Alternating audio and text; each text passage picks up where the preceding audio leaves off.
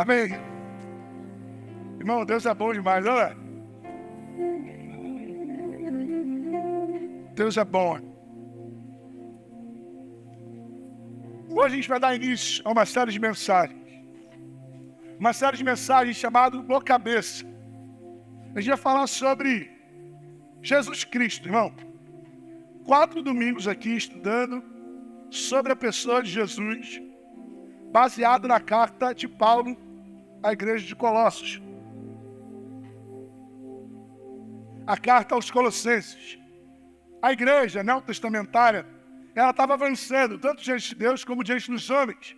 Ela crescia, mas junto com ela cresciam também as heresias. Crescia também falsos ensinamentos. E o problema da heresia, irmão, é que ela não é uma mentira completa.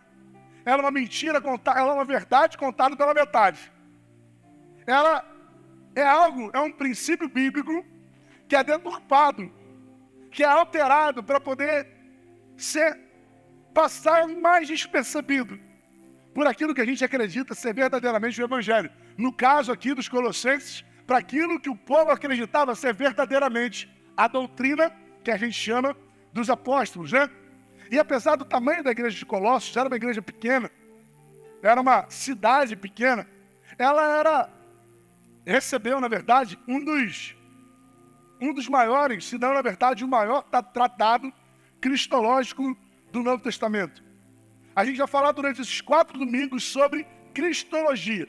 E nunca a igreja brasileira precisou tanto refletir sobre esse assunto como nos dias de hoje. Nós estamos transformando o Criador do universo. Nós estamos transformando o Criador de todas as coisas em um coach. Nós estamos transformando aquele que é o Alfa e o Ômega, como nós cantamos ainda há pouco, em um professor ousado, um professor muito bem capacitado e alguém preparado para ensinar boas coisas. E um psicólogo, e um bom administrador, e um bom líder. Irmão, Jesus é Deus, amém? E a gente vai ver sobre isso durante esse tempo. Porque todos têm uma percepção sobre Jesus. Se você está aqui e você não sabe de verdade quem é Jesus sobre a sua vida, tudo o que a gente está vivendo vira um grande vazio. Você pode até sustentar durante um tempo, mas vai chegar uma hora que você não vai aguentar. Você pode frequentar essa igreja, achar muito legal o que está acontecendo, mas vai chegar uma hora que, se você não entender quem é verdadeiramente Jesus, tudo isso não vai fazer sentido para você. Jesus foi alguém capaz de dividir a história da humanidade. Por isso não dá para alguém não ter uma percepção sobre Jesus. Por exemplo, para os gnósticos que estavam afligindo a igreja de Colossos, a igreja dos Colossenses, Jesus era uma emanação, era uma representação, era uma expressão divina, uma expressão do próprio Deus, como se Deus fosse o sol e Jesus é um dos seus raios. Para os muçulmanos, Jesus é um grande profeta, alguém que pode ensinar muitas coisas, mas na verdade não é Deus. Para os testemunhos de Jeová, Jesus foi o primeiro ser criado, mas sendo criado, não pode ser o próprio Deus. Para os espíritas, Jesus é alguém que tem um espírito mais evoluído, alguém que está muito mais preparado do que nós, mas nós acreditamos que verdadeiramente Ele é o Filho de Deus.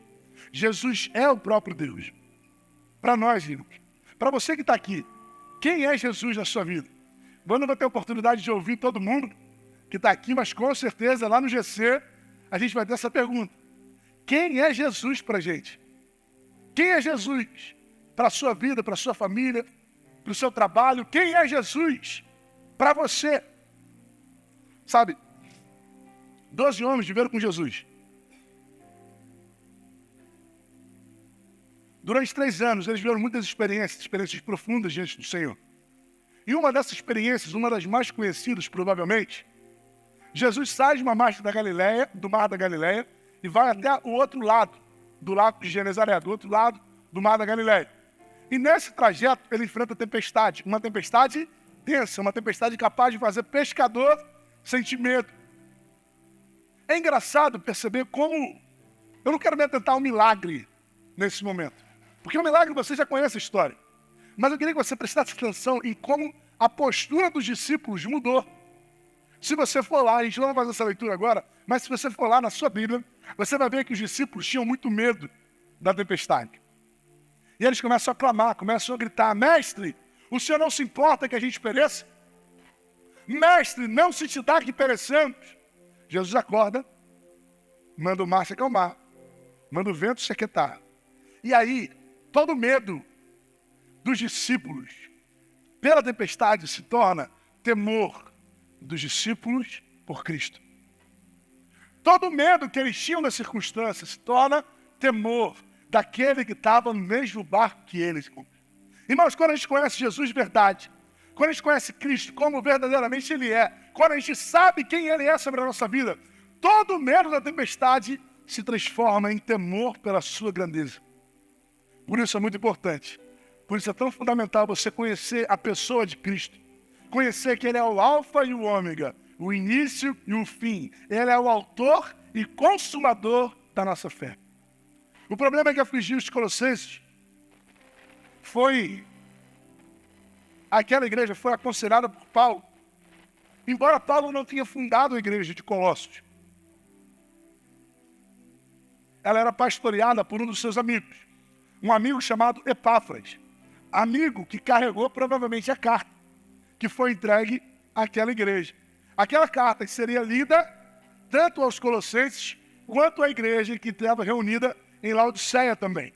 Então Paulo enxergava que aquele povo, através do testemunho de Epáfras, não estava conseguindo entender quem era Jesus.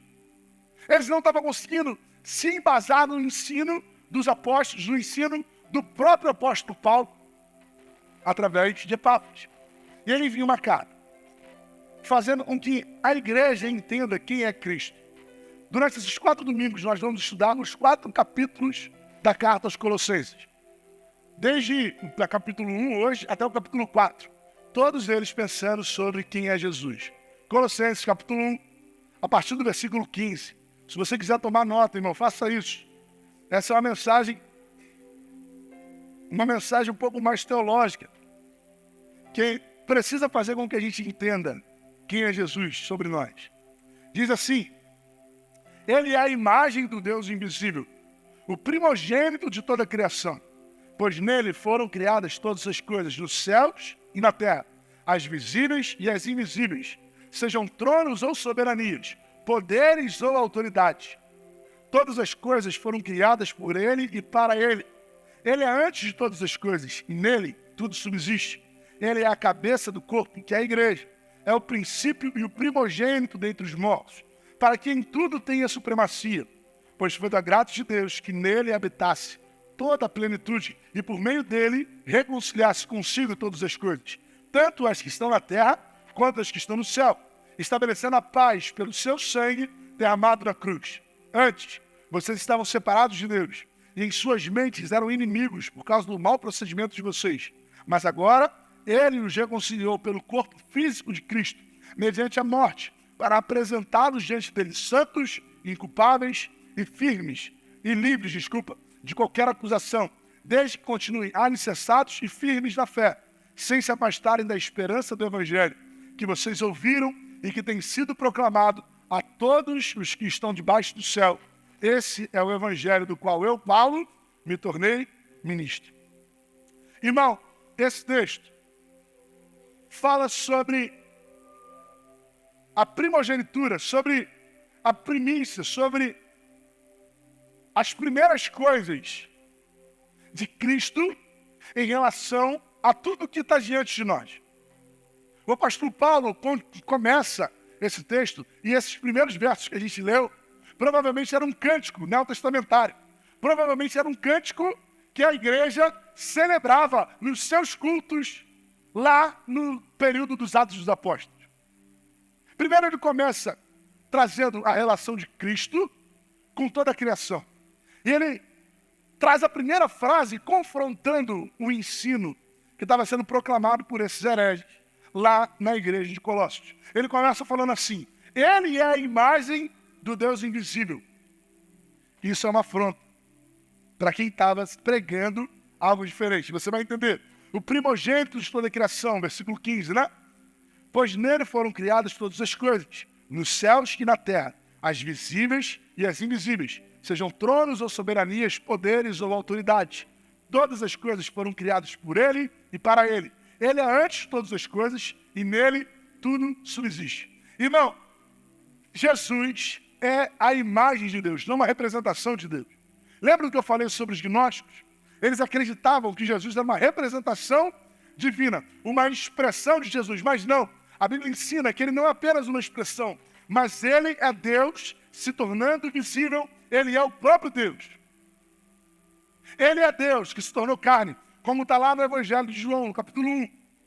Ele é o Verbo que se fez carne e habitou entre nós, cheio de graça e verdade. E nós vimos a sua glória, glória como unigênito do Pai. O problema é que a gente tem muita dificuldade, assim, com a imagem de Deus. A gente tem dificuldade, por exemplo, na invisibilidade divina, não é? Quem quer saber? Quer ver? Tem uma música antiga que fala um pouco sobre isso. Eu gosto muito dessa música. Dá aquele dozão aí. Tá no dó já, não? Bota no meu ouvido aqui, que eu já sou ruim de tom. Se vocês não botaram no meu ouvido, dá, nem sei, não. Vocês não estavam vendo, na igreja, a mesa estava travando o tempo inteiro. Tem reparado, né? Esse pessoal é The Flash, é só ninja. Diz assim: sempre que eu leio a história de Cristo, eu fico a pensar com grande emoção. Você sabe, vamos? Que privilégio de ver o seu rosto.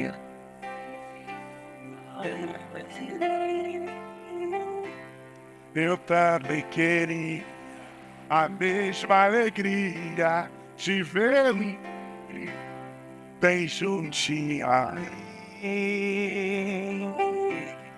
Olhar em seus olhos, ó, como eu seria. Quem sabe, vamos cantar, vamos juntar, queria saber, embora eu sinta, inspirava fé e dava tudo.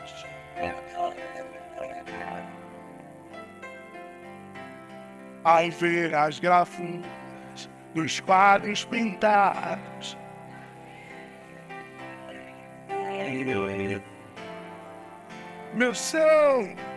meu ser não aceita, e que está na terra é falsa. Entendi. Não creio num Cristo vencido, cheio de amargura, semblante de dor. Eu creio num Cristo de rosto alegre, pois creio num Cristo que é vencido. E um dia quero pedir, ver ele face a face.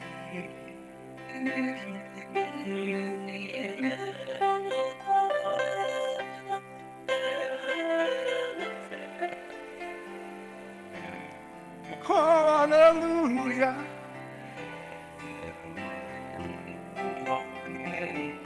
Ele já se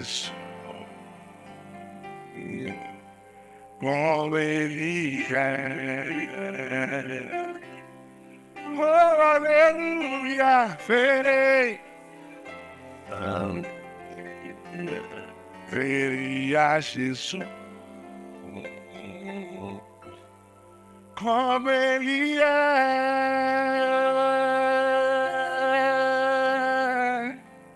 Amém? Um dia a gente vai ver o rosto daquele que a gente ama tanto. Um dia a gente vai ouvir a voz daquele que fala tanto ao nosso coração.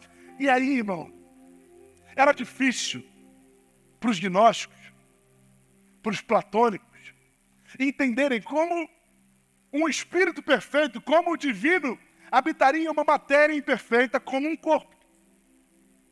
Como que pode alguém eterno se colocar no ventre de uma mulher? Como que pode aquele que criou todas as coisas se submeter, irmão, à educação, à instrução, à formação de um homem? Jesus foi educado por José, irmão. Jesus foi ensinado por Maria. Jesus foi alimentado por Maria. Jesus foi acompanhado pela sua família. Isso não era algo plausível para os filósofos gregos, para aqueles que estavam atacando o ensino apostólico na igreja de Colossos. O anseio por ver Cristo, por ver Deus, o Pai, norteava a igreja neotestamentária. Inclusive, um dos apóstolos, Filipe, lá em João, capítulo 14, verso 8, questiona Jesus sobre isso. Ele fala assim: Senhor, mostra-nos o Pai, e isso nos basta. Senhor, mostra-nos o Pai, isso nos basta. E aí Jesus dá uma resposta para ele. Jesus ensina algo profundo para ele. E Jesus fala assim: você não me conhece, Filipe? No versículo 9. Mesmo depois de eu ter estado com vocês durante tanto tempo, quem me vê, vê o Pai. Como você pode dizer, mostra-nos o Pai? Você não crê que eu estou no Pai e que o Pai está em mim? As palavras que eu lhes digo não são apenas minhas. Pelo contrário, o Pai que vive em mim está realizando a sua obra. O autor da carta aos Hebreus, no capítulo 1, logo no início do capítulo 1, no início da carta, no versículos 3 e 4, ele fala assim: o Filho é o resplendor da glória de Deus e a expressão exata do seu ser. Você pode dizer só essa frase comigo? Só essa frase. Vai. O Filho e a expressão. E aí o autor continua, ele fala assim, ó: sustentando todas as coisas por sua palavra poderosa. Depois de ter realizado a purificação dos pecados, ele se assentou à direita da majestade, nas alturas, tornando-se tão superior aos anjos, quanto o nome que herdou é superior ao deles. Por isso, irmão, cremos que Deus se tornou carne, ele habitou entre nós. Isso diferencia Cristo de qualquer outro Deus que alguém possa acreditar. Isso diferencia Jesus de qualquer outra fé que você possa ter. E aí, talvez, se você tenha hoje o mesmo questionamento que Filipe teve, eu quero dizer para você, se você quer saber como Deus Pai é, nós precisamos considerar a pessoa de Jesus Cristo, o Filho, porque ele é a expressão exata do próprio Deus. Precisamos considerar tanto o seu amor quanto a sua ira. Precisamos considerar tanto a sua misericórdia como as suas exortações, tanto a sua humildade quanto o seu poder. Porque diante disso surge uma dúvida. E a mesma dúvida dos Colossenses: será que Deus, sendo eterno, poderia se submeter ao tempo? Porque o texto que a gente leu fala que ele é o primogênito da criação. E a gente sabe que o primogênito é o primeiro filho de muitos. Ou seja, talvez surja no nosso coração uma concepção errada de que Cristo foi um ser criado. Afinal de contas, o primogênito precisa nascer. Mas não é isso que Paulo está falando. Um exemplo muito claro e talvez até muito conhecido para você, que já faz parte da igreja há algum tempo, é o texto de Esaú e Jacó. Quando Esaú estava com muita fome, ele estava diante de Jacó, e Jacó ofereceu a ele um prato de lentilhas. Em troca de quê? Quem lembra? Vai. Em troca da sua primogenitura, não foi? Ele falou assim: olha, eu te dou um prato de lentilha, eu te alimento. Mas em troca disso, você me dá a sua primogenitura. Por que Jacó queria tanto a primogenitura? Porque existia, irmão, essa lei, um direito que estava sobre o primogênito. Aquele que era o primogênito tinha autoridade sobre tudo aquilo que viria depois.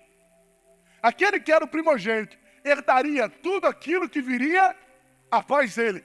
Então, quando Paulo aponta Jesus como primogênito da criação, ele não está falando que Jesus foi alguém criado. Ele está falando que sobre Jesus está toda a autoridade do que veio após ele, e nada veio antes dele. Sobre Jesus está toda a autoridade do que foi criado. Tudo o que existe se submete à autoridade de Cristo, tanto na terra como nos céus, o apóstolo Paulo está falando. tanto as visíveis como as invisíveis. Por que Paulo está falando isso? Sobre coisas invisíveis, Voltando ao porquê Paulo escreveu aquela carta. Quando Paulo escreveu essa carta, esse mesmo povo acreditava que entre a terra e os céus haviam seres celestiais capazes de impedir a ação do Senhor. Como assim? Por exemplo, o Sol seria que eles chamam de íon. A Lua teria o seu íon. Anjos que habitavam nas regiões celestiais e impediam aquilo que Deus queria fazer. Então, se nós quiséssemos ter acesso a Deus, não era apenas acreditar que Jesus era o Salvador. Era necessário que a gente acreditasse que Jesus era o Salvador, mas que também prestasse culto aos anjos, que estavam desde a terra até o céu. Imagina o tanto de diferente que a gente tem que fazer, não é? Está longe, irmão. Tanto daqui até lá em cima. Então a gente tinha que adorar os anjos, para que eles tivessem misericórdia de nós e não impedissem que a nossa oração chegasse até Deus. Paulo está falando, meu irmão, você não precisa disso. Jesus tem autoridade, não só sobre o que está na terra, mas também sobre toda a criação. Tudo que está no céu e na terra, tudo que é visível, mas também aquilo que é invisível, está sob a autoridade dele. Pastor, como isso se aplica à nossa vida? Irmão, a gente tem uma mania de colocar algumas coisas entre nós e Deus. A gente tenta colocar algumas coisas, fica simples demais pensar que se eu colocar o meu coração diante do Senhor, Ele já está me ouvindo. Fica simples demais entender que Ele já pagou o preço que eu não poderia pagar. E aí a gente cria alguns artifícios, sabe? Por exemplo, a gente coloca pessoas entre a gente e Deus. Sabe aquela irmã ou aquele irmão que você vai porque tem uma oração mais poderosa? Então, você não precisa disso. Sabe aquele pastor que é a autoridade espiritual sobre a sua vida e que você tem que pedir autorização a ele até para namorar? Deus não separou isso para a gente. Sabe aquela oferta que você tem que entregar para que você seja abençoado? Jesus Cristo é suficiente. No primeiro culto eu falei, vocês devem estar com a impressão até que a igreja não está precisando receber oferta. De tanto que eu falei sobre isso. Mas é porque é a verdade que eu mais tenho visto ser deturpada, sabe? De que você precisa entregar algo para ser abençoado. Não, irmão, a gente não precisa disso. A gente não precisa viver isso. Cristo é suficiente. Ele é a autoridade. Ele está sobre todas as coisas. Que a igreja precisa receber os dízimos e as ofertas, todo mundo sabe. Você está vendo aqui, irmão, o tanto que a gente tem que fazer, o quanto a gente tem desafios, mas eu não vou usar do medo, eu não vou usar da mentira para alcançar algo. Não, irmão. A gente acredita no Evangelho. E se não for através da gratidão, se não for através da gratidão ao Senhor, é melhor que você nem entregue sua oferta. É melhor que você nem entregue seu dízimo. Porque mais importante do que a sua oferta e o seu dízimo é você entender quem é Jesus sobre a sua vida. Não é o caminho ao contrário. Então, sejam santos, sejam pessoas, sejam líderes, sejam ofertas, sejam penitências, nada pode se colocar entre nós e Deus. Jesus pagou o preço, Ele é suficiente, irmão. Ele é suficiente. E Paulo continua. Paulo avança. Ele trata da relação de Jesus com toda a criação. Mas ele vai afunilando, ele começa a falar da relação de Jesus com a igreja. De Jesus com o seu povo.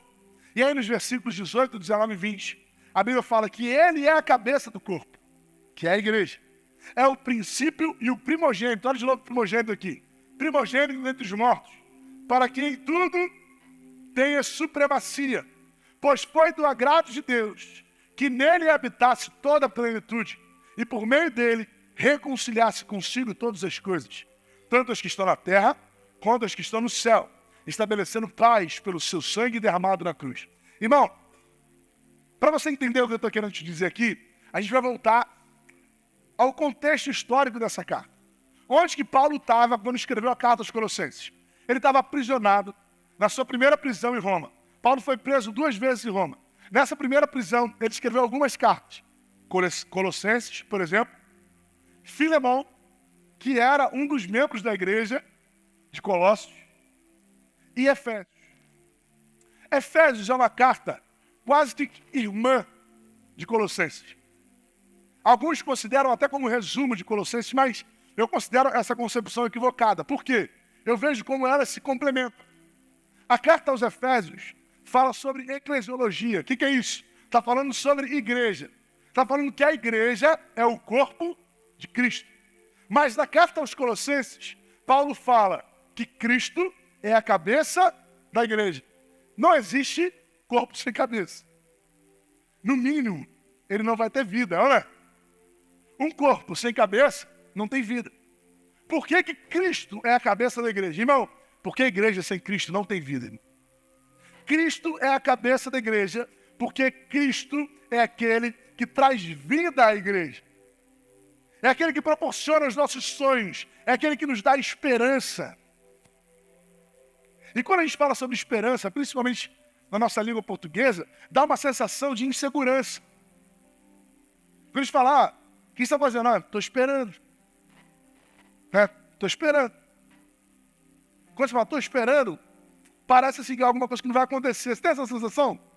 Estou aguardando no Senhor. Parece que não vai acontecer. Não, irmão. O que Paulo está falando aqui é sobre uma esperança viva. Não é sobre algo que pode acontecer, mas é a certeza de que vai acontecer. Ele é a cabeça da igreja, porque ele é o único capaz de trazer vida para a igreja. Ele é a cabeça da igreja, porque é ele quem governa a igreja. Irmãos, eu não sou pastor dessa igreja. Cristo é o pastor dessa igreja.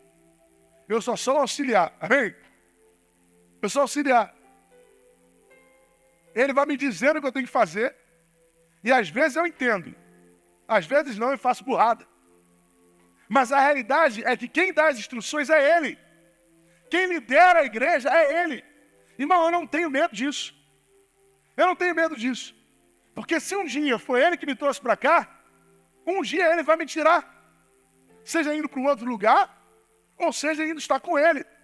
Mas a realidade é que eu não vou ficar aqui o tempo todo. Ele é o Senhor da igreja. Ele governa sobre a igreja. O púlpito não tem dono, irmão. O púlpito não tem dono. Cristo é aquele que está norteando. A gente falha, não só como igreja, mas como pessoa, quando a gente tenta governar a nossa própria vida. É a hora que a gente mais falha. Que a gente acha que a gente sabe o que fazer, é a hora que a gente cai. Afinal de contas, quando a gente acha que a gente está forte, aí é que a gente está fraco. Jesus é o cabeça da igreja. Ele sustenta o teu povo. E ele, além de tudo, é o primogênito dentre os mortos. A mesma palavra, com um sentido diferente.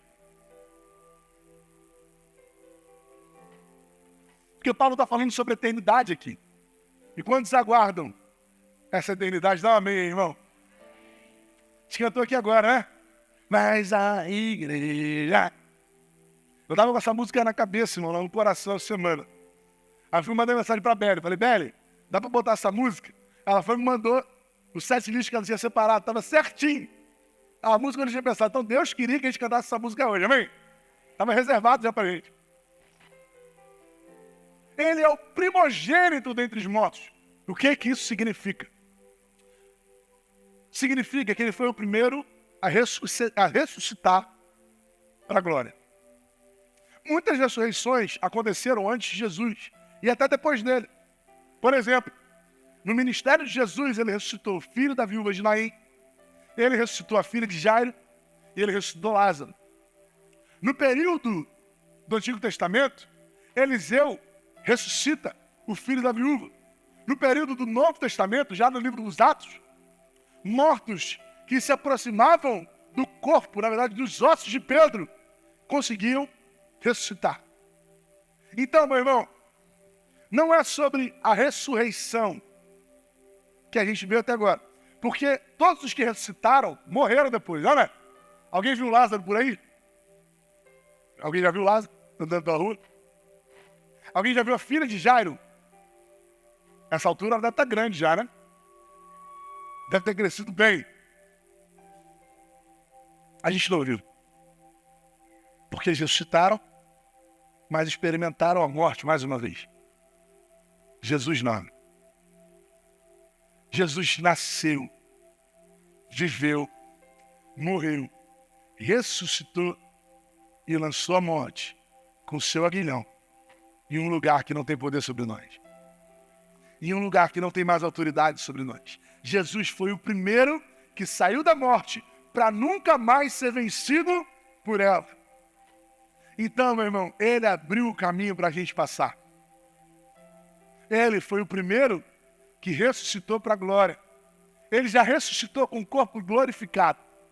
Ele já ressuscitou da maneira como ele viveria eternamente. Nós morreremos. Se ele não voltar antes, é uma certeza que a gente tem. Mas um dia a gente vai ressuscitar. Como Marta disse para Jesus, lá em João, capítulo 11. Nós vamos ressuscitar, a ressurreição do último dia. Irmão e meu irmão, nesse momento, nós vamos contemplar um corpo glorificado diante daquilo que Deus tem feito para nós. Ele foi capaz de reconciliar a nossa vida, o nosso pensamento, a nossa natureza com Deus, quando nós éramos inimigos do Senhor. Romanos capítulo 5, versículo 10, fala isso. Se quando éramos inimigos de Deus, fomos reconciliados com Ele mediante a morte de seu Filho, quanto mais agora, tendo sido reconciliados, seremos salvos por sua vida. O sangue inocente de Cristo é o único capaz de saciar a ira divina e corresponder à justiça do Senhor e responder com misericórdia sobre toda a criação. Essa graça nos alcançou, irmão. Essa grandeza nos alcançou. Por último, Cristo em relação a nós. Paulo vai afunilando. Cristo no que diz respeito à criação, aos seres do céu, na terra. Cristo em relação à autoridade que tem sobre a criação. Cristo em relação ao caminho que abriu para a sua igreja. Em relação à liderança que exerce sobre a sua igreja, que é o seu corpo, mas também em relação a nós, como pessoas. Paulo vai direcionando agora aos Colossenses, e isso se aplica também, irmão, à minha vida e à sua vida. No versículo 21 de Colossenses, capítulo 1, a Bíblia fala assim: antes, vocês estavam separados de Deus. Irmão, não é uma palavra impessoal. Está falando comigo e com você. Talvez a gente não entenda mais a profundidade dessa palavra. Talvez a gente não entenda mais o que essa palavra muda em relação à nossa experiência com Deus e a nossa experiência com os homens. Mas ele está falando que antes eu estava separado de Deus. Em minha mente, eu era inimigo por causa do meu mau procedimento. Mas agora ele me reconciliou pelo corpo físico de Cristo, mediante a morte, para me apresentar diante dele santo, inculpável e livre de qualquer acusação. Desde que eu continue alicerçado e firme na fé, sem me afastar da esperança do Evangelho, que eu ouvi, que tem sido proclamado a todos os que estão debaixo do céu. Esse é o Evangelho do qual Paulo se tornou ministro e que tem sido alcançado por todos nós. Mais uma vez, Paulo apresenta Jesus como a figura, como o único capaz de conciliar Deus e a sua criação. Mas ele não é só apenas capaz de conciliar Deus e a sua criação. Porque quando a gente fala sobre criação, fica muito impessoal. Ele é capaz de conciliar Deus comigo. Ele é capaz de conciliar Deus com quem eu sou. Por isso, irmão, nada do que você faça vai substituir a obra de Cristo. Não são as suas ofertas, não é a sua penitência, não são as suas boas obras, não é o seu caráter, não é o seu testemunho, não é nem o seu ativismo religioso. Não é o tanto que você trabalha dentro da igreja. A única pessoa que pode de verdade te aproximar de Deus é Cristo. Ele é o único caminho. Ele é a verdade. Ele é a vida. Ele é aquele que nos traz esperança em um tempo de aflição. Mas Paulo encerra essa perícope, encerra esse texto, trazendo um desafio para a gente no versículo 23. Desde que continuem alicerçados e firmes na fé. Repara, ele está colocando uma condição para a gente, um alerta. Desde que continuem alicerçados e firmes na fé, sem se afastarem da esperança do Evangelho, que vocês ouviram e que tem sido proclamado a todos os que estão debaixo do céu. Esse é o Evangelho do qual eu, Paulo, me tornei ministro. Um Evangelho genuíno, irmão. Não é um Evangelho que tem um monte de cangalha para carregar. Não é um Evangelho, irmão, que tem um monte de presepada para carregar. Não é um Evangelho cheio de simbologias. Não é um Evangelho cheio de peso. É um Evangelho leve. É um Evangelho onde Cristo é suficiente. E tudo o que nos move é com base na gratidão. Se a gente se move por qualquer outro motivo, seja por medo, seja por interesse, não é Evangelho. Cristo, Ele é suficiente. Ele é suficiente para trazer esperança para a gente. Ele é suficiente para que um tempo de aflição e de dor, o nosso sorriso continue sendo estampado no nosso rosto. Ele é suficiente para um tempo de dúvida, como a igreja que era perseguida vivia, que a gente continue celebrando e declarando as suas grandezas. Ele é o único digno de receber toda a honra e toda a glória. E nada vai sair diferente desse púlpito, se não for Cristo, o centro da igreja, o centro das nossas vidas, o centro de toda a criação, o alfa e o ômega, o início e o fim, aquele que era, aquele que é e aquele que há de vir.